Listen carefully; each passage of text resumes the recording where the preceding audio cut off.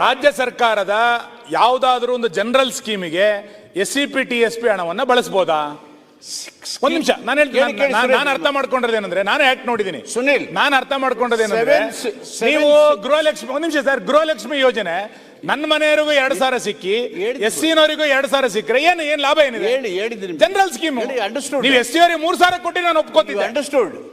C, general scheme ಮಾಡುವಾಗ, ಸಮುದಾಯದ ಯೋಜನೆಯನ್ನು ಮಾಡುವಾಗ, ಸ್ಕೀಮ್ ಮಾಡುವಾಗ, ಆ ಯೋಜನೆಯಲ್ಲಿ ಬರುವಂಥ SC ST ಫಲಾನುಭವಿಗಳೇನಿದ್ದಾರೆ ಆ ಫಲಾನುಭವಿಗಳಿಗೆ ಅಷ್ಟೇ ಈ ಹಣನ ಬಿಸಿ. ಯಾಕೆಂದರೆ SCP TSP ಜನಸಂಖ್ಯೆಗೆ ಅನುಗುಣವಾಗಿ ಯೋಜನಾ ಗಾತ್ರದ ಹಣವನ್ನು ಪ್ರತ್ಯೇಕವಾಗಿ ತೆಗೆದಿಟ್ಟಿದ್ದೀವಿ.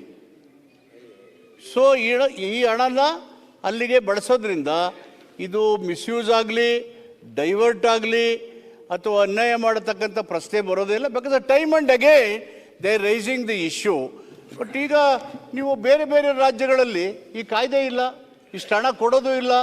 ಎಲ್ಲ ಸ್ಕೀಮ್ಗಳು SCP, even mining, power, government of India, the SCP TSP money is being used in Madhya Pradesh, in Gujarat, UP. ಅವರೆಲ್ಲ SCP TSP ಬೇರೆ ಬೇರೆ ಪ್ರೋಗ್ರಾಮ್ ಮಾಡ್ತಾರೆ. It's direction of the planning commission department or the NITI Aayog says this. So ಈಗಿರುವಾಗ ನಾನು ಇದನ್ನು depend ಮಾಡಬೇಕು ಆ ಕಾರಣಕ್ಕೇನು ಮಾತಾಡ್ತಾ ಇಲ್ಲ. With all concern for the upliftment of the Dalits. ಈ ಯೋಜನೆ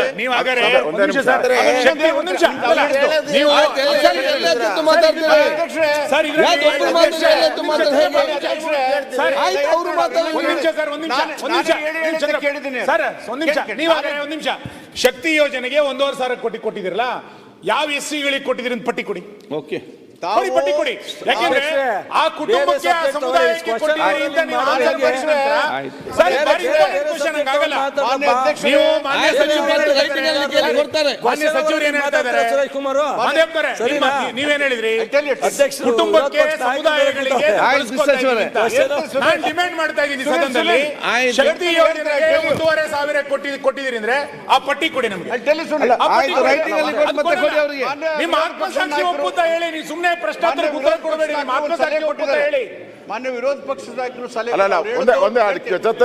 ಜೊತೆಲಿ ನೀವೆಲ್ಲ ಹೇಳಿದ್ರಿ, ನಾವು ದಲಿತರಿಗೆ ಈ ಹಣ ಸಿಗಬೇಕು ಅಂತ ಹೇಳ್ತಾ ಇದ್ದೀರಾ. ನಾವು 2,000 ರೂಪಾಯಿ ಕೊಟ್ರೆ ಆ ದಲಿತರ ಕುಟುಂಬಕ್ಕೆ ಹೋಗ್ತೈತೆ ಅನ್ನೋ ಮಾತಾಡ್. ಚಂದ್ರಪ್ಪ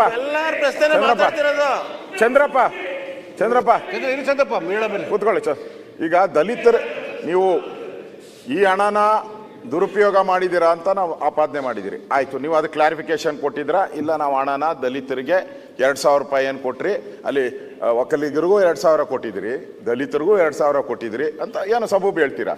ನೀವು IBಗಳಿಗೆಲ್ಲ ಹೆಂಗೆ ದುಡ್ಡು ಹೋಗ್ತೈತಿದ್ದು? ದಲಿತರಣ ಏನು ದಲಿತರ IBನಲ್ಲಿ ಕುತ್ಕೊಂತಾರೆ ಯಾರನ್ನ? ದಾಖಲೆ ಕೊಡ್ಲಾ ನಾನು? IBಗಳು ಕೊಟ್ಟಿದ್ದೀರಾ, ಹುಲಿಗಳಿಗೆ ಕೊಟ್ಟಿದ್ದೀರಾ? ಏನು ಹುಲಿಗಳಲ್ಲಿ SC ಒಕ್ಕಲಿಗರು, ಲಿಂಗಾಯತರು, ಹುಲಿಗಳು ಹಿಡ್ಕೊಂಬಂದಿದ್ದೀರಾ ಯಾರನ್ನ? ಹೆಂಗ್ ಕೊಡ್ತೀರಾ ಮಾದೇವಪ್ಪನವ್ರೆ? ನಿಮ್ಮ ಆತ್ಮಸಾಕ್ಷಿ ಹೊತ್ಕೊಂಡು ಹೇಳಿ. ಬೇರೆ ಏನಾರ ತಪ್ಪು ಮಾಡಿದ್ರೆ ನೀವು ಒಪ್ಕೊಂತ ಇದ್ರ? ನಿಮ್ಮ ಆತ್ಮಸಾಕ್ಷಿಗೆ ಕ್ವಶನ್ ಹಾಕೊಳ್ಳಿ. ಬೇರೆ ಏನು ಕೇಳಲ್ಲ, ನಿಮ್ಮ ಆತ್ಮಸಾಕ್ಷಿ ಕ್ವಶನ್ ಹಾಕೊಳ್ಳಿ. ನೀವು ಒಬ್ಬ ಆ ದಲಿತ ಮುಖಂಡರಾಗಿ ನಿಮ್ಗೆ ಸರಿ ಅನ್ಸ್ತಾರೆ ನಿಮ್ಮಿಷ್ಟ ಏನಾನ ಮಾಡ್ಬೋದು. ಈಗ ಮಾನ್ಯ ಅಧ್ಯಕ್ಷರೇ, ಮಾನ್ಯ ವಿರೋಧ ಪಕ್ಷದ ನಾಯಕರು ಒಂದು ಸಲಹೆ ಕೊಟ್ಟಿದ್ದಾರೆ. ಈ ಒಂದು ಬಡ್ಜೆಟ್ ಮಾಡಿ ಈ ಹಣ ಅಲೋಕೇಟ್ ಆಗುವಾಗ ಸೋಷಿಯಲ್ ವೆಲ್ಫೇರ್ ಅವರು ಮಸ್ಟ್ ಹ್ಯಾವ್ ಎ ಸೇ. ಅದು ಕರೆಕ್ಟ್. ನಾನು ಸ್ಟೇಟ್ ಕೌನ್ಸಿಲಲ್ಲಿ ಈ ಮಾತನ್ನು ಹೇಳಿದ್ದೀನಿ. ನೀವು ಬಡ್ಜೆಟ್ ಮಾಡುವಾಗ, ಬೇರೆ ಬೇರೆ ಇಲಾಖೆ ಮಾಡುವಾಗ ನೀವು ಏನು ಪ್ರೋಗ್ರಾಮ್ ಮಾಡ್ತೀರಿ, ಎಷ್ಟು ಜನಸಂಖ್ಯೆ ಇದೆ, ಅದನ್ನು ನೋಡಿ ನಮಗೆ ಇನ್ವಾಲ್ವ್ ಮಾಡಿ ಮಾಡಬೇಕು ಅಂತ ಹೇಳಿದ್ರಿ. Yes given a very good suggestion. I also told in the Nemiraj ಪ್ರತಿಯೊಂದು ಏನು ಮಾತಾಡ್ತೀರಾ? ಸಜೆಷನ್ ಕೊಡ್ಲಿಕ್ಕಿಲ್ಲ, ಹೇಳಲಿಕ್ಕಿಲ್ಲ, ಉತ್ತರ ಕೊಡ್ಲಿಕ್ಕಿಲ್ಲ. ನಾನು yes given a good suggestion. ನಾವು ಅದನ್ನು ಚರ್ಚೆ ಮಾಡಿದ್ದೀವಿ. ಫೈನಾನ್ಸ್ ಅವ್ರಿಗೆ ಹೇಳಿದ್ದೀನಿ, ಮುಖ್ಯಮಂತ್ರಿಗಳ ಗಮನಕ್ಕೂ ತಂದು ಮೊನ್ನೆ ನಡೆದಂಥ ಸ್ಟೇಟ್ ಕೌನ್ಸಿಲಲ್ಲಿ. ಅದು ಆ ಥರ ಆದಾಗ ಹೆಚ್ಚು ಪರಿಣಾಮಕಾರಿ ಆಗುತ್ತೆ. ಮತ್ತು ಪವರ್ಗೆ ಎಲ್ಲಿ ಕೊಟ್ಟಿದ್ದೀರಿ ಅಂತೇಳಿ ನಾವು ಎಲ್ಲ ಇಲಾಖೆಗೂ ನಿಮಗೆ ಕೊಟ್ಟಂಥ ಹಣದಲ್ಲಿ ಫಲಾನುಭವಿಗಳ ಸಂಖ್ಯೆಯನ್ನು ಕೊಡಬೇಕು. ಅದು ಕೊಡಲಿ. ಓವರ್ ಎಂಡ್ ಬಾಲ ಕಟ್ಟಿದರೆ you should surrender the money back to the social welfare ಮಿಟ್ ರೀಅಪ್ರೋಪ್ರಿಯೇಟ್ ಮಾಡ್ತೀವಿ ಅಂತ ಹೇಳಿ ಸ್ಟ್ರಿಕ್ಟಾಗಿ ಹೇಳಿದ್ದೀವಿ. 70 ಬಂದಿದ್ದು ನಿಮ್ಮ ಕಾಲದಲ್ಲ ನಮ್ಮ ಕಾಲದಲ್ಲ 7D ಬಂತಲ್ಲ ಸರ್ ಮೊನ್ನೆ ಅಧ್ಯಕ್ಷ 70 ಎಲ್ಲ ನಮ್ಮ ಕಾಲದಲ್ಲಿ ಚಂದ್ರಪ್ಪ ಅಲ್ಲಲ್ಲ ನಿಮ್ಮ ಕಾಲದಲ್ಲೇ ಮಾಡಿದ್ದು ನೀವೇ ಇವಾಗ ತೆಗೆದಿದ್ದೀರಾ ಅದು ತೆಗೆದಿದ್ದೀರಾ ನಾನು ಏನ್ ಹೇಳಿದೆ? ಬೇರೆ ರೂಪದಲ್ಲಿ 35,000 ಕೋಟಿ ಕೊಟ್ಟಿದ್ದೀರಾ ನಾನೇನ್ ಹೇಳಿದೆ? 35,000 ಕೋಟಿ ಸರ್ ಮಾನ್ಯ ಮಂತ್ರಿಗಳೇ ಅಲ್ಲ ಒಂದ್ ನಿಮಿಷ ಇರಪ್ಪ ಬಿಜೆಪಿ ಕಾಲದಲ್ಲಿ 8,000 ಕೋಟಿ ಸರ್, ಕೊಟ್ಟಿದ್ದಾರೆ ನಿಜ ಸರ್, ನಾನು ಹೇಳಿದ್ದು. ಕಾಂಗ್ರೆಸ್ ಕಾಲದಲ್ಲೂ ಆಯ್ತದ ಚಂದ್ರಪ್ಪ ಉತ್ತರ ಕೊಡ್ಲಿ. ನಾನು ನನ್ಗೆ ಈ ಕಡೆ ಆಯ್ತು ಈ ಕಡೆ ಆಗಿಲ್ಲ ಅಂತ ಹೇಳಿಲ್ಲ, ಅಲ್ಲಿ ಹೇಗಾಯ್ತು ಶಾಂತನ್ ಗೌಡ್ರೆ. 70ನ ದುರುಪಯೋಗ ಆಗುತ್ತೆ ಅಂತ ಹೇಳಿ ಆ ಕಡೆ ಇದ್ದಾಗ 8,000 ಮಾಡಿದ್ರೆ ಈ ಕಡೆನೂ ಆಗಿದೆ, ವಿ ರಿಮೂವ್ಡ್ ಅಂತ ಹೇಳಿದ್ದೀನಿ. Okay, we removed 70. ಹೀಗಾಗಿ ಸಂಗಮೇಶ್. ಈ ಯೋಜನೆ ಓವರ್ ಅಂಡ್ ಅಬ್ ಆಗಿದ್ರೆ ಆ ಇಲಾಖೆಗಳಿಗೆ ಸ್ಟ್ರಿಕ್ಟ್ ಆಗಿ ಹೇಳಿದೀವಿ, ಓಕೆ, ಅವರು ನೀವು ಡೀಟೇಲ್ ಫರ್ನಿಶ್ ಮಾಡಬೇಕು, ಬೆನಿಫಿಷಿಯರ್ ಲಿಸ್ಟ್ ಕೊಡಬೇಕು ಅಂತೇಳಿ ಅದನ್ನು ಕೊಟ್ಟಿದ್ದೀವಿ. ಹೀಗಾಗಿ ಗ್ಯಾರಂಟಿ ಯೋಜನೆಗಳಲ್ಲಿರ್ತಕ್ಕಂಥ ಫಲಾನುಭವಿಗಳು SC/STಗಳಿಗೆ ಮಾತ್ರ ಈ ಹಣ ಹೋಗುತ್ತೆ ಹೊರತು ಜನರಲ್ ಸ್ಕೀಮ್ಗೆ ಕೊಟ್ಟಿಲ್ಲ, ಕೊಡೋದಿಲ್ಲ. ಹುಲಿ ಮತ್ತು ಆನೆಗಳು ಕೊಡೋದು ಅದು ಸೆಂಟ್ರಲ್ ಗೌರ್ಮೆಂಟ್, ಅದು ಸೆಂಟ್ರಲ್ ಗೌರ್ಮೆಂಟ್ ಸ್ಕೀಮ್ ಇದೆ. ಯಾವುದು CHS ಸ್ಕೀಮು, ಗೌರ್ಮೆಂಟ್ ಆಫ್ ಇಂಡಿಯಾದ್ದು ನಾವು ಇದು ಮಾಡ್ದಂಗೆ.